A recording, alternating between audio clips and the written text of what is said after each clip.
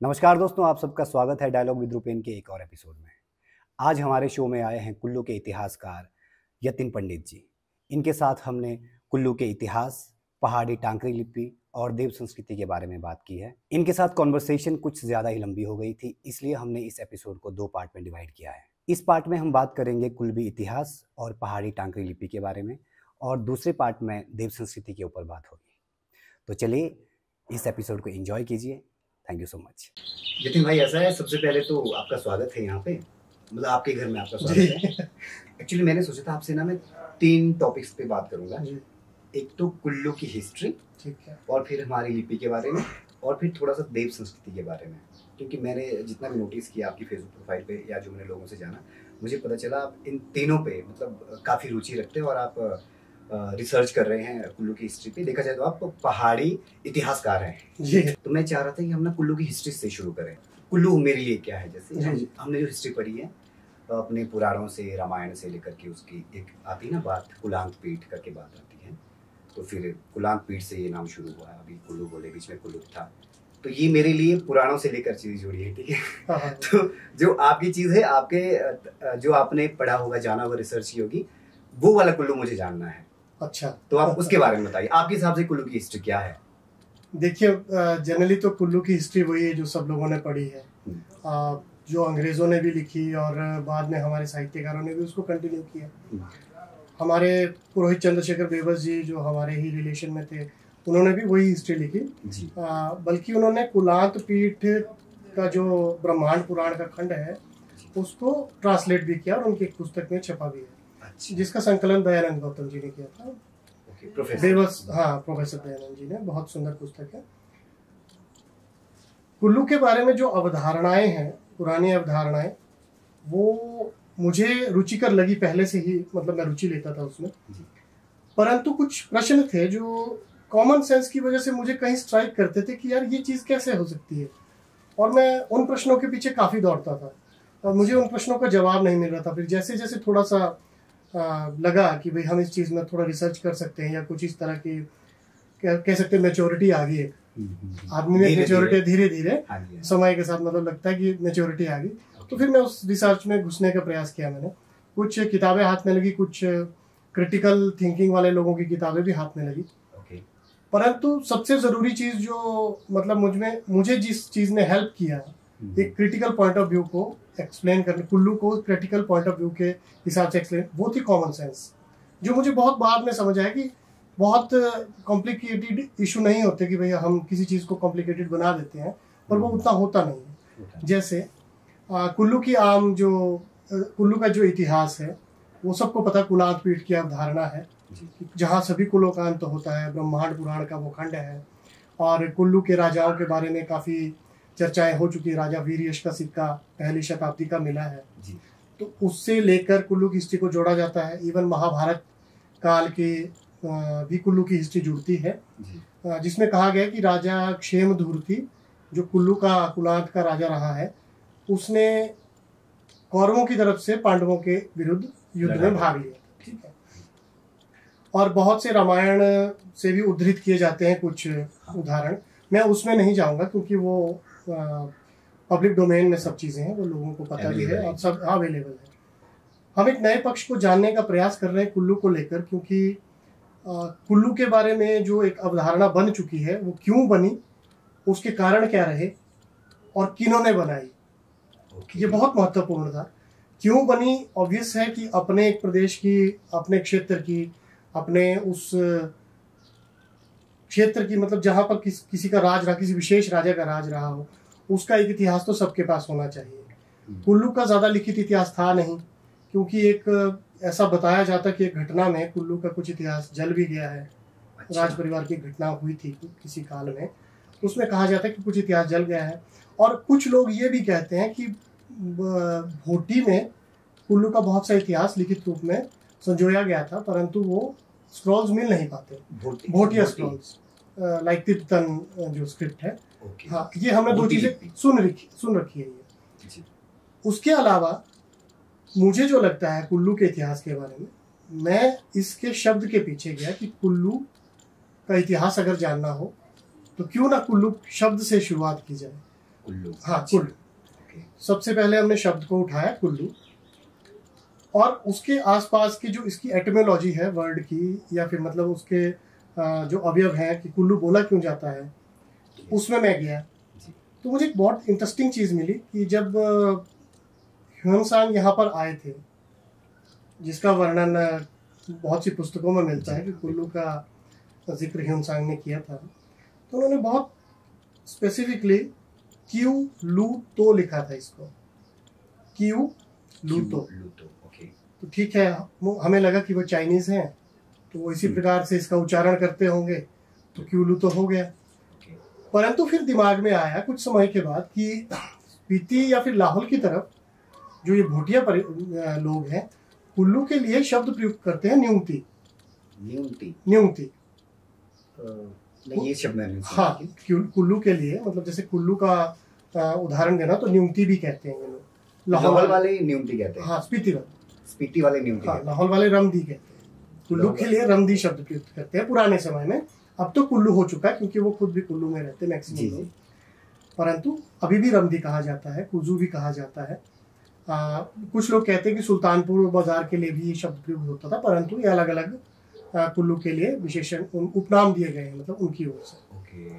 फिर मुझे लगा कि यदि ह्यूनसांग यहाँ पर आए थे, मतलब मैंने ऐसे सोचा तो उन्होंने अगर इसे क्यूलू तो लिखा है, तो क्या स्पीति की तरफ से आते समय उन्होंने आगे आने वाले क्षेत्र की जानकारी एकत्रित नहीं की होगी? तो वहाँ के लोगों से पूछा होगा, पूछा तो होगा यहाँ के बारे में, कुछ तो जानकारी। हम भी कभी ट्रैवल करते हैं तो हम पीछे पूछ कर जाते हैं या रिसर्च करके जाते हैं। आजकल साधन अलग प्रकार के, उस समय अलग प्रकार के रहे होंगे। चलिए, अगर उन्होंने जानकारी नहीं भी एकत्रित की होगी तो क्या उन्हें एज अ प्रोमिनेंट ट्रैवलर क्या उन्हें जानकारी नहीं रही होगी कि इसे कुल्लू ही कहा जाता है या कुलात कहा जाता है या न्यूंगती कहा जाता है? उस विषय को आधार बनाकर ऐसा भी नहीं कह सकते, परंतु एक चीज़ ये भी थी जो मुझे स्ट्राइक कर गई कि हो सकता है, माइट बी पॉसिबल कि ये चीज़ें हो। फिर मैं और गहराई में जब गया तो मुझे एक पक्ष मिला कुल्लू का, एक पुरातन इतिहास का, कि कुल्लू के देवताओं का ओरिजिन, बहुत से देवताओं का ओरिजिन जहाँ से है, मैं उसके बारे में पढ़ रहा था। देवताओं के बारे में पढ़ रहे थे? हाँ, मैं देवताओं के बारे में पढ़ रहा था। तो मुझे वहाँ एक लैंग्वेज जो उस क्षेत्र की वर्तमान में जो माना जाता है एक भाषा रही थी, उस भाषा को कहते हैं जांगजुंग बोली। तो बोनपो की, प्री बुद्धिज्म से पहले जो बोनपो था, मान्यताएं थी तिब्बत में, वर्तमान तिब्बत में, तो उसमें जांगजुंग लैंग्वेज में एक शब्द आता है क्लू। अच्छा, ठीक है। और उस लैंग्वेज में क्लू कहा जाता है नागों को। नाग, अच्छा, ओके। क्लू तो नाग देवताओं का बहुत इस क्षेत्र में बहुत वर्चस्व रहा है और सभी को पता है। अब ये हम ये भी नहीं कह सकते अपनी तरफ से, ये मतलब निर्णयात्मक वाक्य नहीं दे सकते कि नाग देवताओं से भी इसका नाम पड़ा हो, ऐसा नहीं हो सकता। बहुत से पक्ष हैं, हो भी सकता, नहीं भी हो सकता, परंतु सिमिलर इसी को आगे बढ़ाते हुए इसी चीज़ को, इसी रिसर्च में क्या हुआ कि कार्ल जेटमार्क एक बहुत अच्छे रिसर्चर हुए जिन्होंने हिंदू कुश की पहाड़ियों पर, वहाँ की जनजाति पर बहुत काम किया है। तो वही अगेन देवताओं के ऊपर कुछ चीज़ें ढूंढ रहा था। जेटमार्क जी की पुस्तक हाथ में लगी, उसमें एक देवता का जिक्र आता है, ओपकुलू। हाँ, कार्ल जेटमार्क की बुक में देवता का जिक्र आता है। 74 पेज है शायद उनकी बुक का, अगर मैं गलत नहीं हूँ तो। Karl Jettmar, the tribes of Hindu Kush नाम से, आई थिंक। ओपकुलू एंड बागिश्त, उसको स्थानीय वहाँ की बोली में बागिश्त भी कहते हैं, और ओपकुलू कहा जाता है। तो कुल्लू जो इसमें भी शब्द आता है वो भी नाग देवताओं के लिए ही प्रयुक्त किया गया है। अच्छा, तो पहाड़ियों का मतलब जो ये उधर की पहाड़ी में भी सिमिलर है, इधर की पहाड़ी में भी सिमिलर है, तो ये बीच का इलाका कुलात पीठ हो गया, ये मुझे स्ट्राइक कर गया। और फिर जब मैंने रिसर्च की या फिर देखा, जैसे जैसे मैं देखता रहा, तो मुझे समझ आया कि एक तो है कि कुल्लू का नाम कहानियों के आधार पर रख दिया जाए, जो हमें पुरातन समय से कहानियां बताई जा रही है, और दूसरा पक्ष ये है कि कुल्लू का नाम इस आधार पर देखा जाए कि यहाँ पर किन जातियों का निवास हुआ है, माइग्रेशन में कौन सी जातियाँ यहाँ पर आई, उन्होंने किस प्रकार की अपनी मान्यताएं यहाँ पर लाई, और किस प्रकार की भाषा को यहाँ पर लेकर आए, कौन सी भाषा यहाँ पर मिश्रित हुई, क्या उससे तो नहीं ये नाम जनरेट हुआ। तो मेरा मानना है कि क्लूतों से कुलूत बना, ना कि कुलात पीठ से। इन्हीं आधारों को लेकर जो मैं अभी तक रिसर्च कर रहा हूँ, खासकर अपने देवताओं की पुरातन संस्कृति को लेकर, जिसने मुझे इस भाषा का आधार दिया, इसे ढूंढने का आधार दिया। तो एक पक्ष तो ये है, परंतु फिर भी मैं यही कहूँगा कि मेरा कहा हुआ अंतिम सत्य नहीं है। मैं केवल एक पक्ष पर कार्य कर रहा हूँ। सभी लोगों के अपने अपने डायमेंशंस हो सकते हैं, अपना अपना दृष्टिकोण हो सकता है। वो मेरी कही गई इस चीज को एक जानकारी के तौर पर लेके इस पक्ष को भी कभी देखने का प्रयास कर सकते हैं, परंतु कोई बाध्यता नहीं है। हाँ, एक विभिन्न पक्ष को देखने की आवश्यकता जरूर है, क्योंकि हम किसी कहानी के आधार पर किसी क्षेत्र का नाम नहीं रख सकते, ऐसा मुझे लगता है, जहाँ तक मेरा मानना है। तो आपने एक अलग ही पर्सपेक्टिव दिखा दिया मुझे। हाँ, ये पर्सपेक्टिव आप भी जब हमारे अपने देवताओं के उसमें जाएंगे तो ये थोड़ा सा इतिहास का पर्सपेक्टिव आपका भी चेंज होने की, जब देवताओं के मूल को ढूंढना शुरू करेंगे तो इतिहास के प्रति आपका भी दृष्टिकोण थोड़ा सा बदलना शुरू हो जाएगा। मेरे साथ भी वही हुआ, शायद हो भी रहा है, और भविष्य में भी ऐसा ही चलता रहेगा। ओके, तो आपके हिसाब से जो अब तक या फिर जो अवेलेबल चीज है कि हम कुलांत पीठ से जोड़ते हैं जी, वो कितना सही है, या फिर आपको लगता है आप उससे सहमत है या नहीं है? देखिए, पूरी भूपेंद्र जी, पूरी तरह से असहमत तो मैं भी नहीं हूँ, क्योंकि मैं एक हाइपोथेसिस लेकर चला हूँ अभी भी क्लूतों के बारे में।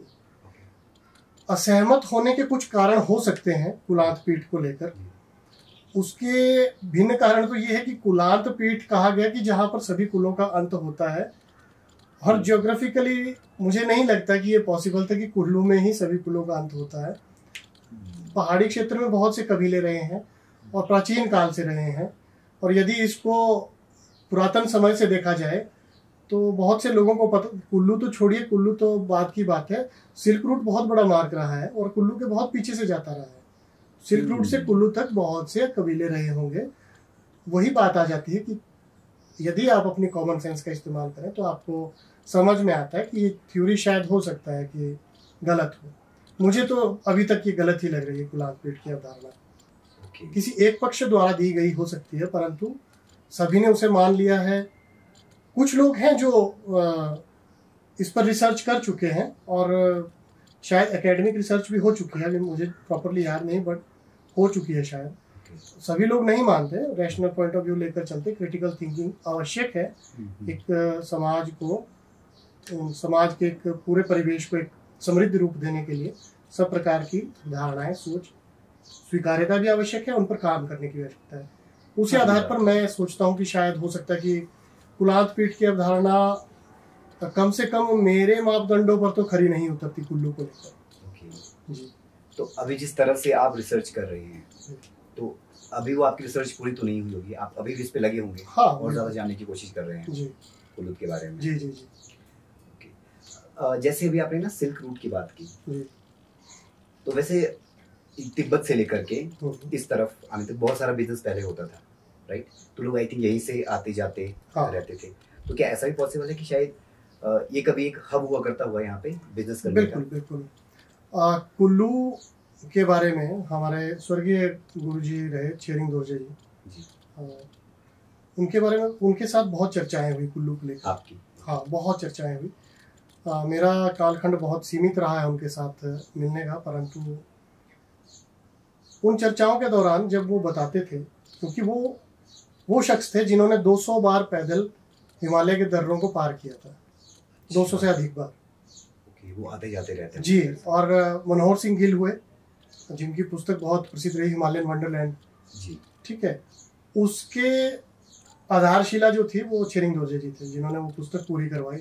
वही उसके हीरो रहे हैं। वही इवन उसके प्रीफेस में इंदिरा गांधी जी ने जो प्रीफेस लिखा है उसमें भी उन्होंने उनका जिक्र किया छेरिंग दोरजे जी का। तो वो एक बहुत बड़े क्या कह सकते हैं, यायावर यात्री रहे हैं, और उनका जितना भी ज्ञान था वो अधिकतर अनुभव के आधार पर था। क्योंकि वो थोलिंग मठ में भी मॉन्क बनने के लिए गए थे 1962 से पहले। तो वहाँ की यात्राएं, उसके बाद 62 में जब इंडिया चाइना का थोड़ा सा कॉन्फ्लिक्ट हुआ तो वापस आ गए। फिर उन्होंने एज अ भूटी मास्टर लाहौर में ज्वाइन किया। अच्छा। तो मतलब उनकी यात्रा बहुत लंबी रही है। तो उन चर्चाओं में उन्होंने बताया कि किसी समय जब उन्होंने काफ़ी अच्छी रिसर्च करते थे, वो अभी भी काफ़ी रिसर्च उनकी पड़ी है घर में, उनके घर में। तो उन्होंने मुझे बताया था कि एक समय ऐसा था कि जब यहाँ से हामटा पास होके जब आप नीचे उतरते थे पैदल रास्ते, तो आप स्पीति को जाने वाले रास्ते में छोटा दड़ा जगह पड़ती है, छोटा दड़ा, ग्राम्फू से आगे। ग्राम्फू से जब जाते हैं तो फिर उसके शायद 34 किलोमीटर आगे छोटा दड़ा नामक जगह, वो बातल और उस जगह के बीच। हाँ, मैं बातल की बात कर रहा हूँ। बातल से 17 किलोमीटर पीछे है। अच्छा, ओके, पहले पड़ा। हाँ, तो वहां पर छोटा दड़ा को उन्होंने बताया था कि एक समय बहुत बड़ी व्यापारिक मंडी लगती थी वहां पर। तिब्बत से आने वाले लोग नमक लेकर आते थे, यहाँ के लोग उधर व्यापार करते थे। तो हामटा जो था पास, ये व्यापारिक मार्ग रहा है किसी समय तिब्बत के साथ। अच्छा। व्यापार का आने जाने के रास्ते इस तरह रहे, और एक वूल रूट भी मतलब मेंशन किया जाता है। अच्छा। कुल्लू से होकर, जैसे किन्नौर से रामपुर होके ऊपर से जाते हैं, वो पीछे निकलता है, इंडो तिब्बत रोड पर भी निकलता है वो एक रास्ता पीछे होकर। हाँ, पीछे होकर इधर से भी एक रास्ता निकलता है जो आपका यहाँ से हामटा से होकर तिब्बत को जाता है। तो इस तरह से बहुत से रास्ते यहाँ से इधर उधर जाते थे, और साधारण सी बात है, यदि मार्ग जाते थे तो लोगों का आना जाना व्यापार के कारण ही रहता होगा। इतनी दूर तो आने का और कोई औचित्य लगता नहीं है, तो व्यापार के कारण आते थे। व्यापारी, लद्दाखी व्यापारी यहाँ पर आते थे, तिब्बती व्यापारी यहाँ पर आते थे। दशहरे में उनके रिकॉर्ड्स हैं कुछ जगह पर कि लद्दाखी और तिब्बती यहाँ पर दुकानें लगाते थे। तो ये व्यापारिक मार्ग रहा है, और कुल्लू एक छावनी के रूप में मुझे लगता है प्रयुक्त हुआ होगा। अगर ज्योग्राफिकली देखें रुपेंद्र जी, तो आप देखिए कुल्लू की जो ज्योग्राफी है उसमें एक साइड आपका हामटा दर्रा पड़ जाता है, दूसरी साइड कालीहनी दर्रा पड़ जाता है जहाँ से बड़ा बंगाल को निकलते हैं। ठीक है, इस साइड को आपका भुब्बू दर्रा पड़ जाता है, उधर को फिर आपका नीचे को बिश्लेऊ भी आता है, फिर आपका जलोड़ी दर्रा भी पड़ जाता है। तो इस प्रकार बहुत से दर्रों से घिरा हुआ एक क्षेत्र है ऐसे पूरा। हाँ, पूरा चारों तरफ से, जहाँ पर लोग आकर शायद रुकते होंगे किसी समय।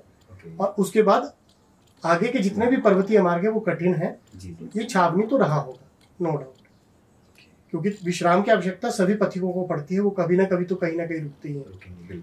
जैसे आज भी देखिए आप कुल्लू में बहुत से व्यापारी बाहर से आए, ठीक है, अभी 100-150 साल पहले यहीं आकर बस गए।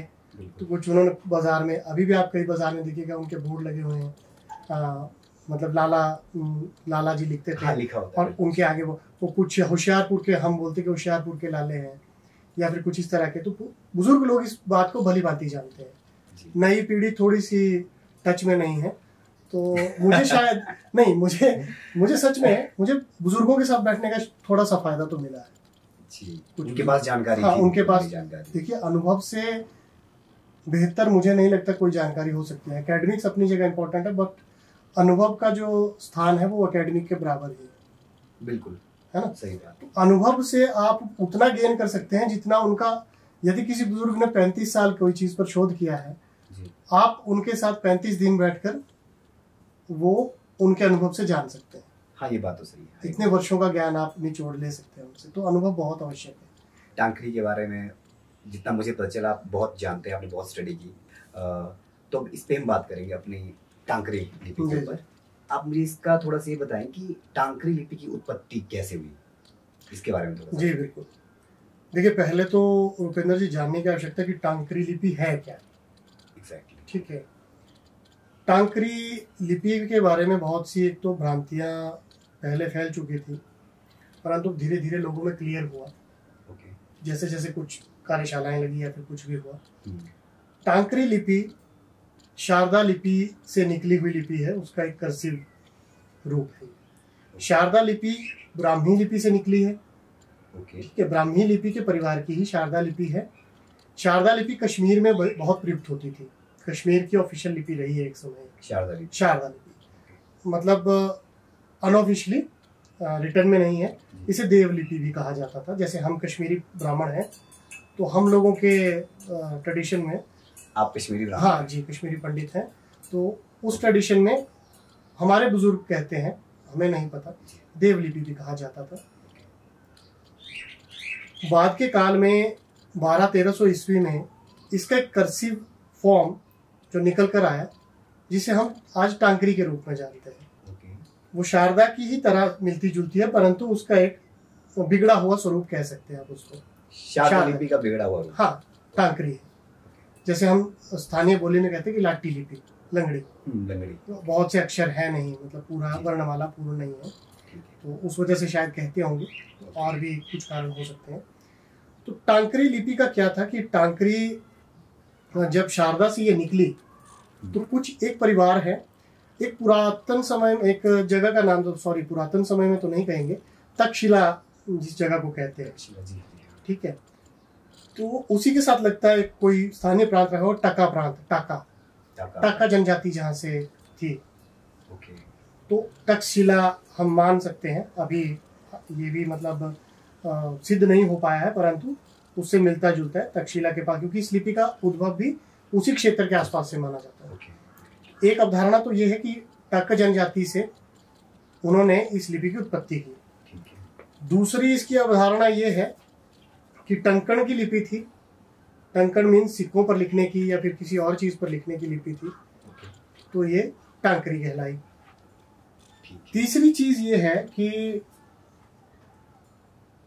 टाकरी, कुछ कहते हैं कि टक्कर की लिपि, टाकरी, बेसिकली इसे टांकरी नहीं कहा जाता, इसे टाकरी कहा जाता है। कुछ कहते हैं कि तुक्का, कि समझ में आई तो पता चल गया, नहीं तो। और कुछ लोग इसे महाजनी लिपि भी कहते हैं। महाजनी कहने के पीछे बहुत इंटरेस्टिंग स्टोरी है कि पुराने उस काल में जब ये लिपि का उद्भव हुआ तो कुछ व्यापारी लोग राजा से अपना टैक्स बचाने के लिए एक शॉर्ट हैंड टाइप की कोई सीक्रेट लिपि निकालने के चक्कर में थे। तो कुछ लोगों की मान्यता है कि उन्होंने इस लिपि को निकाला, परंतु वो भी सिद्ध नहीं हो पाया। अच्छा, मूलतः हम ये देख सकते हैं आज की डेट में कि शारदा लिपि से निकली हुई लिपि, जिसका पहला नाम देवशेष था, टाकरीवाद का नाम है। टाकरी से पहले देवशेष। हाँ, देवशेष, इसीलिए मैंने उसको देवलिपि कहा। जो देव का शेष बचा वो टाकरी, देवलिपि का जो शेष रह गया वो टाकरी, देवशेष। ठीक है, ये मेरी अवधारणा है, जो मतलब मेरे अनुसार है। और सेकंड, टका जनजाति और तक्षशिला प्रांत, जो टक जनजाति है, वहां से इसका उद्भव ज्यादा मुझे लगता है कि लॉजिकल है, क्योंकि उस क्षेत्र से मिलता जुलता नाम है। उतना बड़ा कालखंड नहीं है कि अपभ्रंश हो जाए नाम का, 600-700 साल का है, हो सकता है अपभ्रंश भी हुआ हो, परंतु ट के साथ कुछ इस तरह का भ्रंश मुझे लगता नहीं कि उतना ज्यादा हुआ होगा। तो ये लिपि मूलतः इसका निकलने का, तो ये कहानी है इसकी निकलने की, कि वहां से इसका उद्भव हुआ है। और ये जैसे शारदा लिपि यहाँ पर है, अगर यहाँ टाकरी है तो यहाँ पर गुरुमुखी है, दोनों लिपियां शारदा से निकली है। ओके, गुरुमुखी मतलब सिखिज्म। जी जी जी, सिखिज्म में। और गुरुमुखी का प्लस पॉइंट ये रहा कि गुरु अंगद देव जी ने उसे 16वीं शताब्दी में स्टैंडर्डाइज कर दिया, मानकीकरण कर दिया, इसलिए वो प्रॉपर वे में सहेजी जा गई। और टाकरी का स्टैंडर्डाइज नहीं हो पाया, बिकॉज टाकरी ने जब हिमाचल प्रदेश में प्रवेश किया, ये मुझे ऐसा लगता है इसने भाषा के अनुसार अपना परिवर्तन करती गई है। भाषा के अनुसार? हाँ, अब ये बहुत इंटरेस्टिंग चीज है, देखिएगा, भाषा के अनुसार परिवर्तन हुआ टाकरी में, क्योंकि मुझे लगता है कि टाकरी बोलियों की लिपि है, भाषा की लिपि नहीं है। क्योंकि आधी लिपि है, बोलियों की लिपि है, बोली को सहेज सकती है अपने आप में, भाषा को नहीं। भाषा का व्याकरण बहुत विस्तृत होता है, बोली का थोड़ा सा होता है, बोली का भी, पर विस्तार थोड़ा सा कम है। तो उसमें जैसे उदाहरण दूं, कुल्लू में हम लोग व शब्द का, व का उच्चारण नहीं करते, वन अपनी बोली में, कुल्लुई में हम कहते उआर है पारे, हम वारे पारे नहीं कहते, वारे पारे, उआ, लिखित में उआ आता है।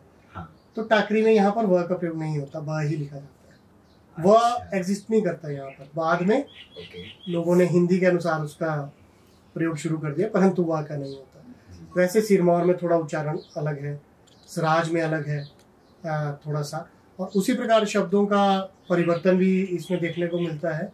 काफ़ी वेरिएशंस है टाकरी में हिमाचल में, तो उस कारण से भी शायद इसका मानकीकरण नहीं हो पाया, जिससे ये एक उतना इसका लंबा कालखंड तो रहा है, परंतु आगे तक नहीं चल पाई जिस प्रकार से गुरुमुखी चल रही है। जी जी।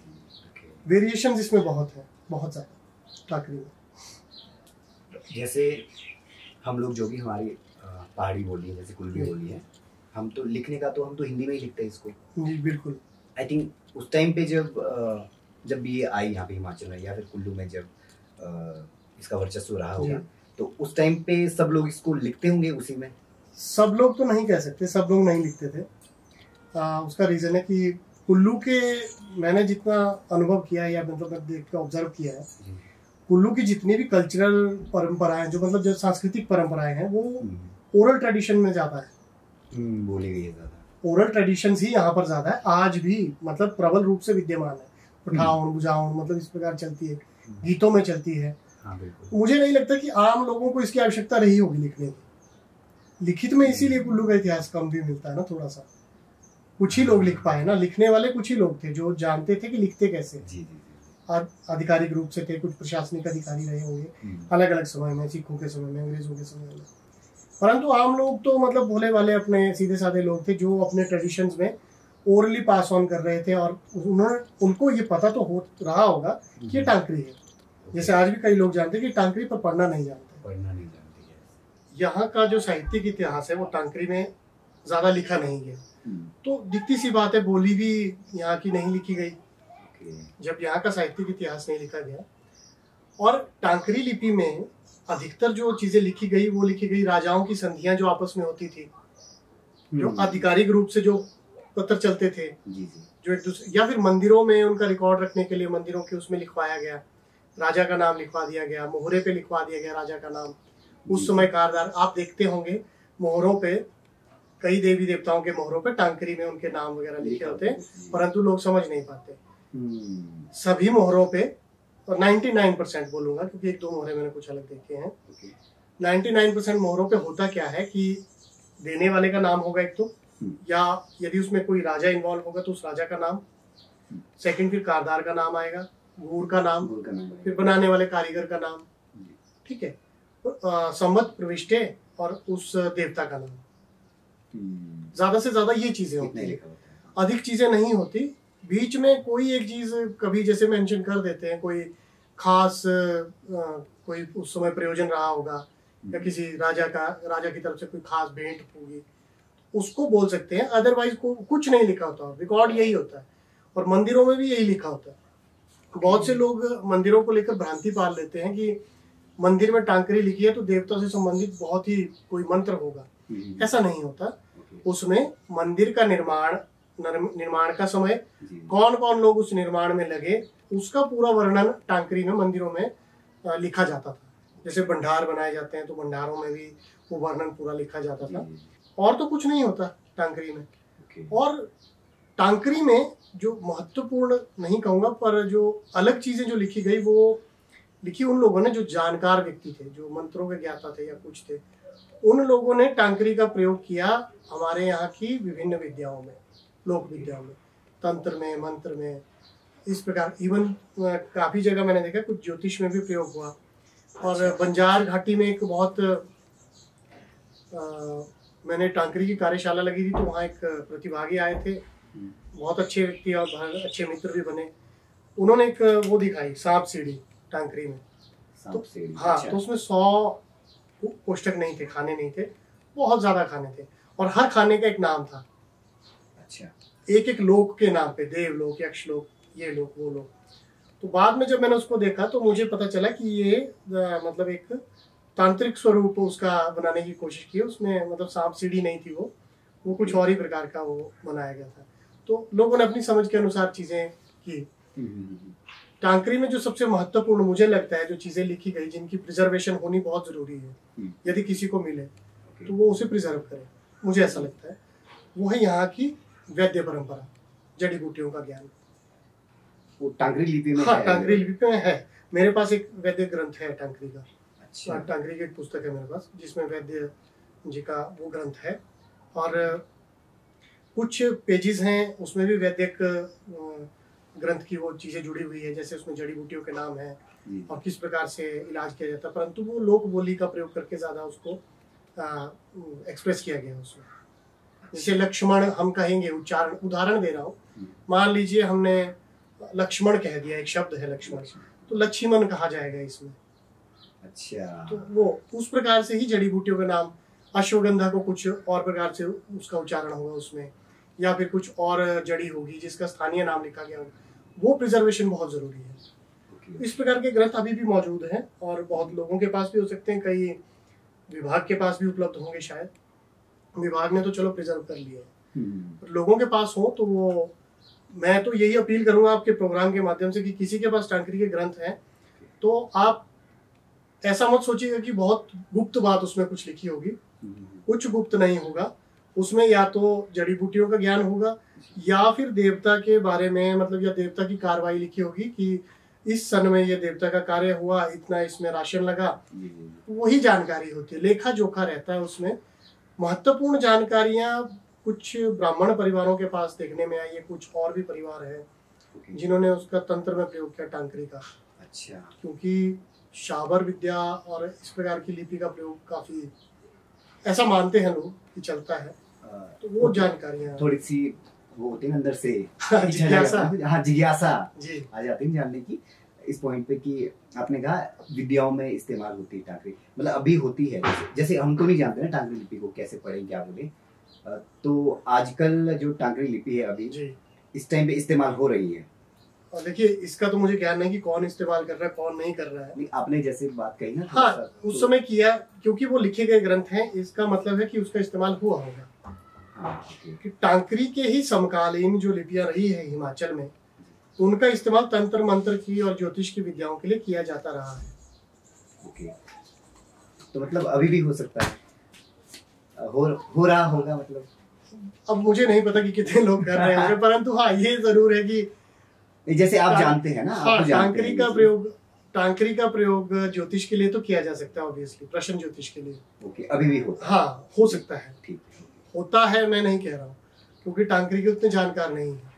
इसका उदाहरण मैं इसलिए दे रहा हूँ क्योंकि हमारे हिमाचल में ही टांकरी की समकालीन जो लिपि रही है पाबुची, उसका प्रयोग सिरमौर और चौपाल के इलाकों में आजकल ऐसा कहते हैं कि ज्यादा होता है। और उसी की तरह की और लिपियां हैं, भट्टाक्षरी है, पंडवाणी, चंडवाणी, तो उसके एक्सप्लेनेशन में जाऊंगा तो बहुत लंबा हो जाएगा, तो परंतु मैं ये बता दूं कि टांकरी की समकालीन लिपि पाबुच ब्राह्मण जब कश्मीर से, वो भी कश्मीर से ही आए इस लिपि को लेकर, वो सिरमौर और चौपाल वाले जो इलाके में आज वर्तमान में बसे हैं, जिनके पास ये विद्याएं हैं, वो बहुत ज्ञानी ब्राह्मण रहे हैं अपने समय के, तो उन्होंने इसका प्रयोग अपनी विद्याओं को सहेजने में किया सर्वप्रथम। दूसरा, उन्होंने इसका प्रयोग ज्योतिष के लिए किया, और आज वो इसका प्रयोग सांचा विद्या, जो उनकी बहुत प्रसिद्ध सांचा विद्या, उसके लिए करते हैं। अच्छा, सांचा विद्या, सांचा विद्या क्या है कि सांचा एक ग्रंथ है जिसे वो सांचा कहते हैं, वो उसे अपना वेद भी कहते हैं। अच्छा, सांचा विद्या भाई सच की विद्या और सत्य विद्या जो है, सांचा माने सच, हाँ सच ऐसा कहते हैं, कुछ लोगों के लिए अलग उसकी डेफिनेशन हो सकती है, बट मूलतः सांचा विद्या ये कहा जाता है। एंड सेकेंडली उन लोगों ने उसमें जैसे होता क्या है उसमें, मैं पहले आपको बता दूं कि सांचा में होता क्या है। एक पुस्तक है, उसमें विभिन्न प्रकार के प्रश्न और उसके अर्थ लिखे हुए हैं, पाबुची में लिखे हैं, अलग लिपि में। कुछ आकृतियां बनी होंगी बीच में, कुछ इस प्रकार के मंडल बने होंगे, जैसे ज्योतिष में हमारे मंडल होते हैं, कुछ यंत्र होते हैं, कुछ इस प्रकार के।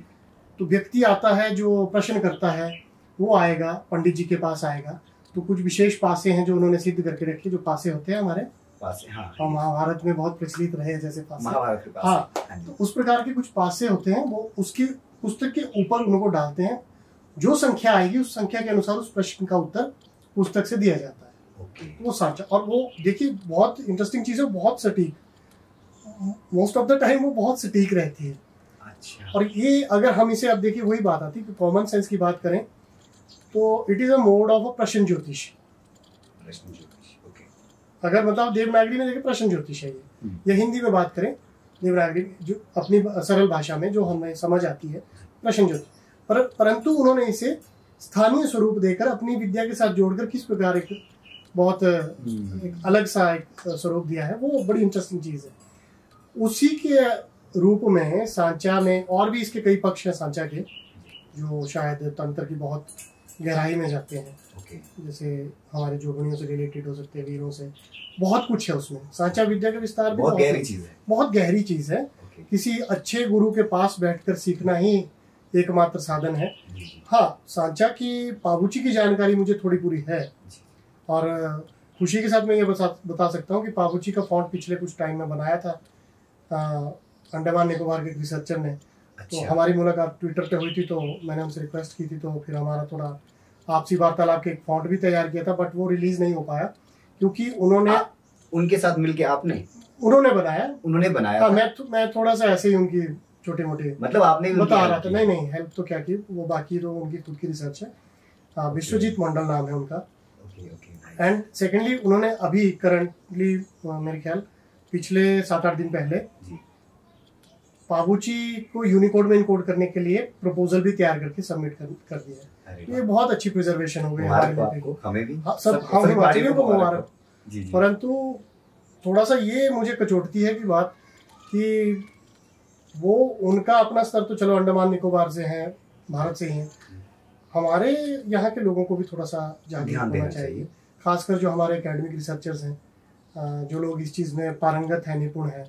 हमारे पास MIT हमीरपुर है, और इस तरह के संस्थान है, ITI मंडी है, जो लोग इस चीज़ में इन्वॉल्व होके इस प्रकार से हमारी जो ये पुरानी कल्चरल चीज़ें हैं ना, इनको प्रिजर्व कर सकते हैं। क्योंकि हमें तो फॉन्ट बनाना नहीं आता, हम टेक्निकली स्ट्रांग नहीं है। मैं कुछ प्रयास कर सकता हूँ, परंतु मैं अपनी सीमा तक प्रयास कर सकता हूँ।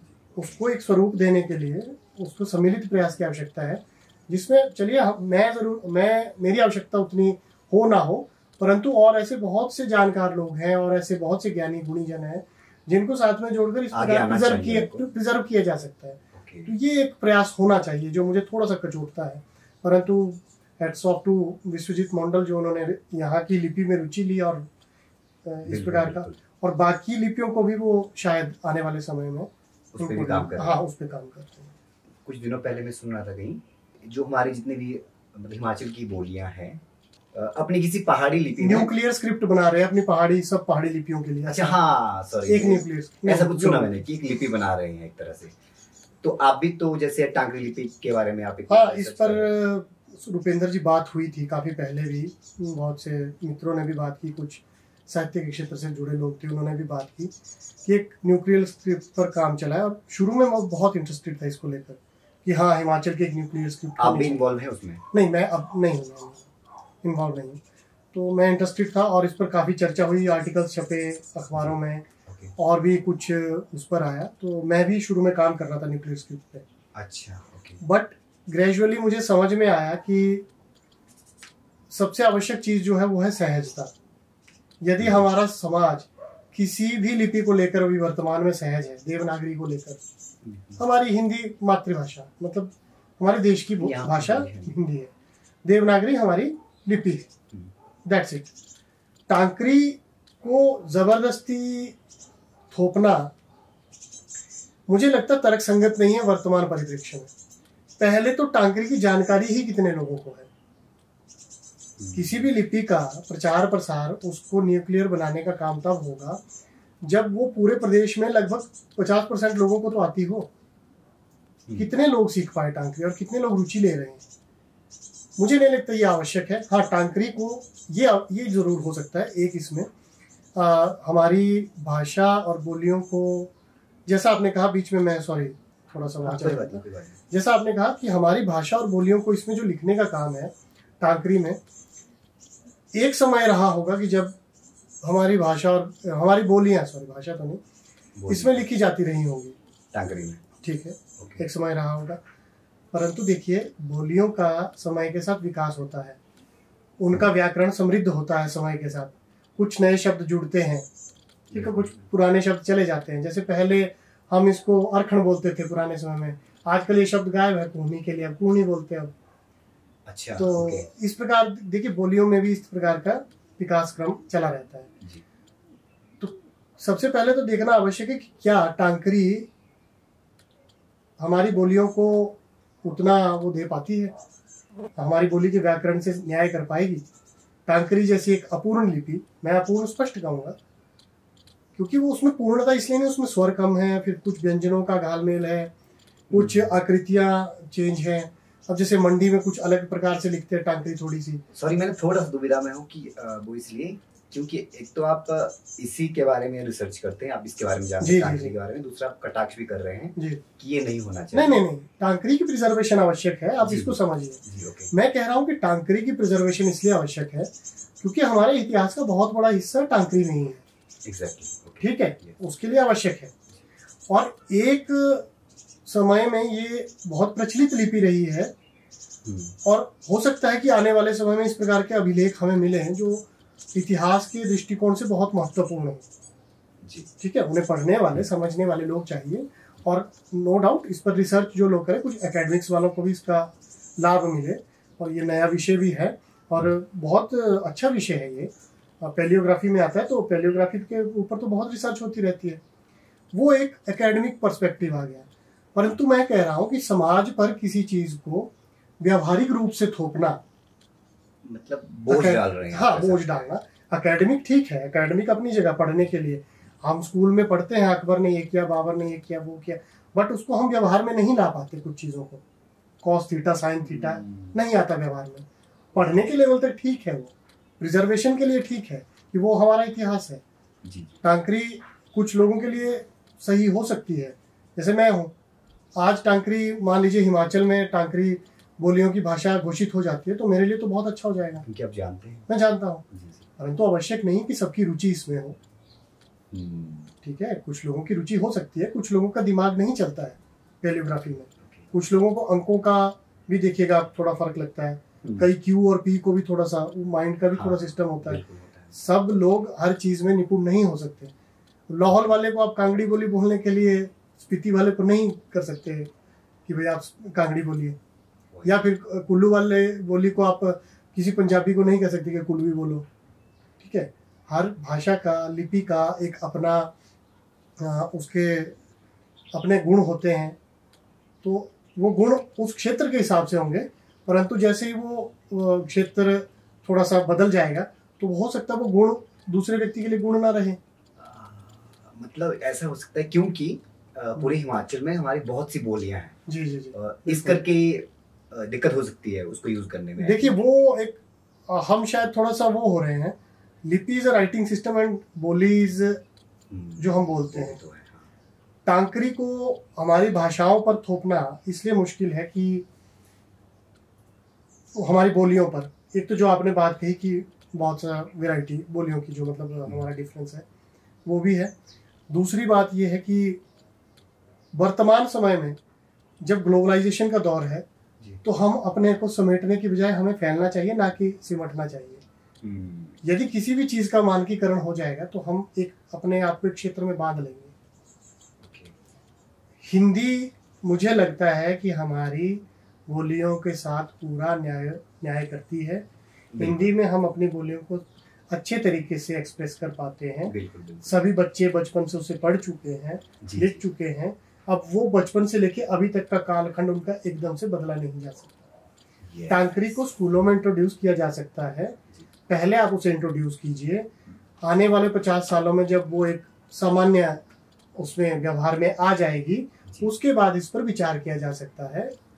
एकदम से चीजें नहीं होती। तो अगर आपने लाना भी है, मानकीकरण करना है, पहले उसे बच्चों के साथ व्यवहार में लाइए। स्कूलों में व्यवहार में लाइए। जैसे हम लोग हैं, मैं कई जगह जाता हूँ फ्री ऑफ, मतलब जैसे कई कुछ टीचर्स दोस्त हैं तो बुला लेते कि यार एक सेशन तो मैं करवा देता हूँ, तो एटलीस्ट मैं उनको इंट्रोड्यूस करता हूँ।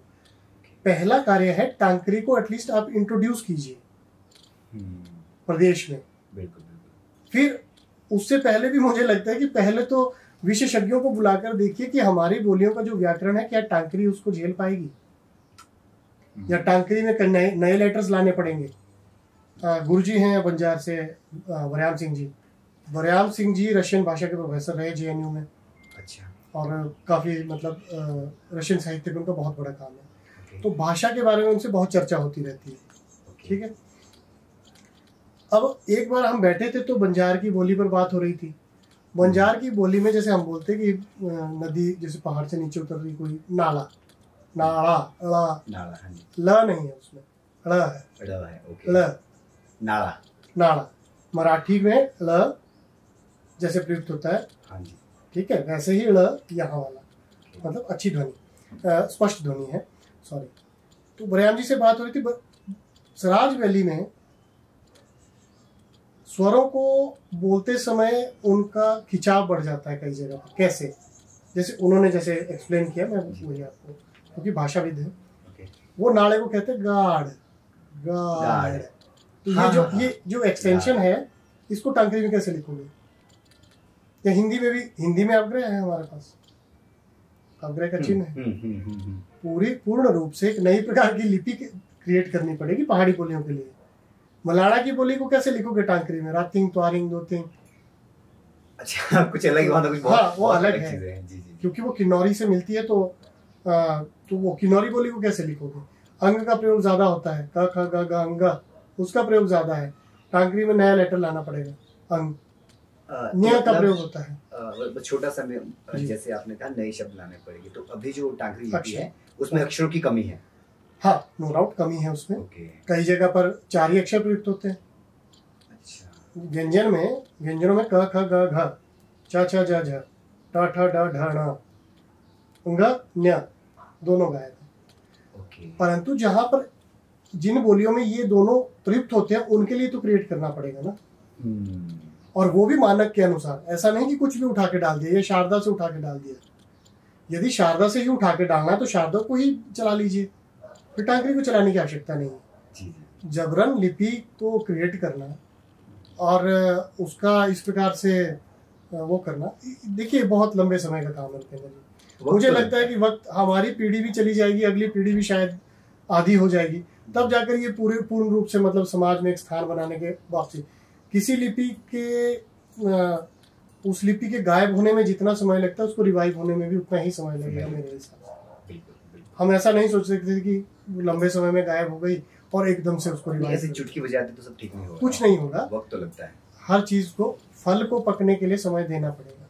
वो चाहे भाषा का फल हो, चाहे लिपि का फल हो, किसी भी चीज का फल हो, उसको पकने के लिए समय नहीं देंगे तो वो ढंग से पकेगा नहीं।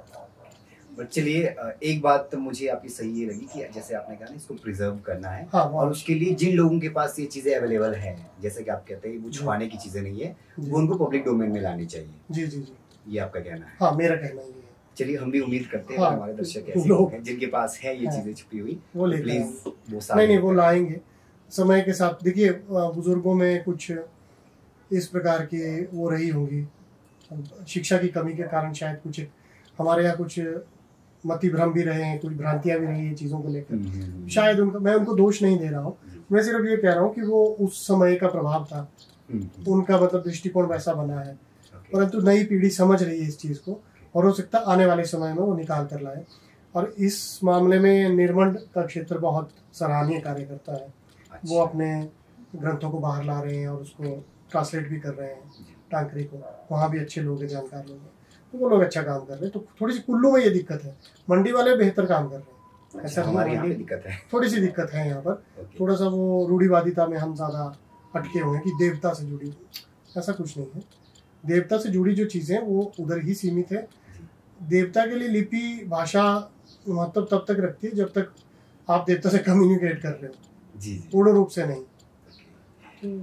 जबरन चीजों को ना जोड़ा जाए तो, और प्रिजर्व हो, लोग निकाल कर लाए। मेरी तो प्रार्थना है सबसे कि वही करें। नहीं, चलिए, तो चलो हमारा इतिहास कुछ निकल कर आएगा। बिल्कुल, हम भी उम्मीद करते हैं कि जिन लोगों के पास भी ये चीजें हैं, जी जी बिल्कुल, वो पब्लिक डोमेन तक आ जाएं। जी। और हमारा ना बड़ा सही जा रहा है। अब मुझे अगली बात आपसे देव संस्कृति से लेकर ही करनी थी, और आपने जिक्र भी कर दिया। जी जी। तो इससे पहले कि मैं देव संस्कृति के बारे में आपसे पूछूं, बस मुझे इसका कंक्लूजन चाहिए था, जो मैं भी आपसे बोल रहा था कि हिमाचल में जो है लिपि का ये जो प्रयोग होने वाला है, ये होगा या नहीं होगा, या फिर जो काम चला है वो चला है अभी या रुका हुआ है, इसके बारे में नहीं बताएं। इसमें वाकई मैं भी थोड़ा सा कंफ्यूज हूँ, सच कहूँ तो। मुझे लगता है कि ठीक है, चलना तो चाहिए, काम तो चलना चाहिए, पर वही बात आ जाती है फिर से कि मैं ये चाह रहा हूँ कि इस चीज़ को अगर आपने इम्प्लीमेंट करना है हिमाचल में, ये सब न्यूक्लियर बनाकर, तो इसे समय दीजिए और पहले बेसिक लेवल से इंट्रोड्यूस करके ही इम्प्लीमेंट कीजिएगा। और ये चलते रहना चाहिए काम, देखिए काम नहीं रुकना चाहिए। अच्छा, काम नहीं रुकना चाहिए, काम चलते रहेंगे। वो रिसर्च फील्ड है, जैसे कि आप भी कर रही हैं। हाँ, मैं भी कर रहा हूँ, सबका अपना है। कोई मैं निजी रूप में कर रहा हूँ, कोई एकेडमिक स्तर पर कर रहा है, कोई कलेक्टिव उससे कर रहा है, कुछ एक ग्रुप कर रहा है, कोई सब लोग अपना अपना कार्य क्षेत्र में अपना अपना कार्य कर रहे हैं। परंतु ऐसा ना हो कि अपने कार्य को स्थापित करने के चक्कर में थोपे ना, हाँ, किसी उसकी स्थापना के चक्कर में कहीं हम किसी पर थोप ना दें, ये ना हो। काम चलता रहे, एकेडमिक लेवल पे भी जो मतलब सरकारी स्तर पर भी जो काम चल रहा है वो ठीक है, वो अपनी जगह। बट वो काम समाप्त होने के बाद एक बार सभी विशेषज्ञों को बुलाकर उस पर चर्चा की जाए, उसको इम्प्लीमेंट करने से पहले। आई थिंक चाहे यूथ की हम बात करें, जिनको इंटरेस्ट होगा वो खुद इस चीज पे जा सकते हैं, स्टडी कर सकते हैं। बिल्कुल बिल्कुल, इस तरह तो चीजें बढ़ ही सकती है। देखिए, मैं आपके इसके माध्यम से बता दूं, टांकरी की बहुत सी कुछ अगर बेसिक कुछ लोगों ने जानना है तो उसकी बहुत सी पुस्तकें उपलब्ध है उस पर। तो archive.org पे टांकरी लिखकर सर्च कीजिए, ऑनलाइन मिल जाएंगी। हाँ, कुछ मिल जाती हैं, कुछ ऑफलाइन है। किसी को मुझसे हेल्प चाहिए तो मेरा ऑफिस सुल्तानपुर में कभी भी आइए। जी हाँ, यतिन पंडित जी का नाम है, और फेसबुक पे सॉरी नाम पहले बता दिया मैंने, तो यतिन पंडित करके फेसबुक पे भी आपका फेसबुक पे भी हूँ, और वहाँ पर आप बहुत सी चर्चा करते रहते हैं। हाँ, परंतु टांकरी पे किसी को अगर मदद चाहिए या फिर ट्रांसलेशन में, मैं ये बता दूं कि मदद थोड़ी सी दिक्कत आती है। ट्रांसलेशन क्योंकि लंबा काम होता है, हैंड राइटिंग को समझना अलग चीज़ है, लिपि को पढ़ना अलग चीज़ है, और लिपि को किसी ने अपनी हैंड राइटिंग में लिखा वो थोड़ा सा डिफिकल्ट हो जाता है। परंतु पढ़ सकते हैं नॉर्मली, पर कुछ चीज़ें डिफिकल्ट हो जाती है। परंतु हाँ, यदि किसी सीखने की इच्छा है, किसी स्कूल वाले ने अपने शिक्षण संस्थान में इंट्रोड्यूस करना है, I am happily there too. चलिए, बिल्कुल, ये तो बहुत अच्छी बात है।